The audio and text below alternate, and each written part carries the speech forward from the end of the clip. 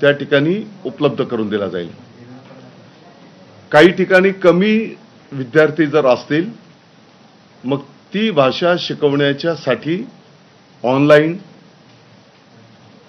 आणि इतर सुविधांच्या माध्यमातून त्या ठिकाणी सुविधा निर्माण करून दिली जाईल।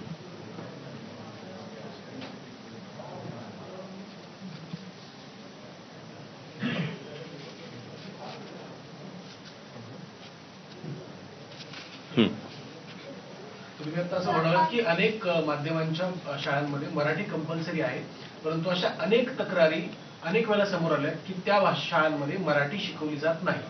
आपण हिंदी तिसरी भाषा म्हणून पुढे आणतो, कारण महाराष्ट्रामध्ये हिंदी सोडता अपवादात्मकच काही ठिकाणी काही शाळांमध्ये इतर भाषांसाठी आग्रह होऊ शकतो, परंतु ज्या शाळांमध्ये मराठी शिकवली जात नाही बंधनकारक असून सुद्धा त्यांच्यावर काय कारवाई? बिलकुल असं जर निदर्शनास आलं तर त्या शाळांवर कठोर कारवाई त्या ठिकाणी केली जाईल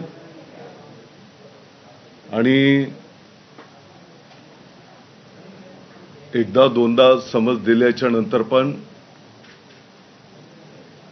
जर मराठी शिकवणं त्यांनी सुरू केलं नाही तर त्या शाळा रद्द करण्याचा पण निर्णय त्या ठिकाणी केला जाईल। मुंबईमधल्या मराठी शाळांचा प्रश्न तो अनेक वर्षापासून प्रलंबित आहे।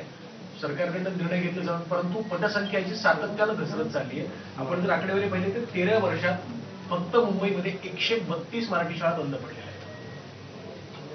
ही वस्तुस्थिती आपल्याला स्वीकारावी लागेल आणि म्हणून या मराठी शाळा कशा टिकतील, त्या कशा वाढतील, किंबहुना महानगरपालिकेच्या पण शाळांमध्ये आपण घटती पटसंख्या पाहतो आहोत आणि त्या दृष्टिकोनातून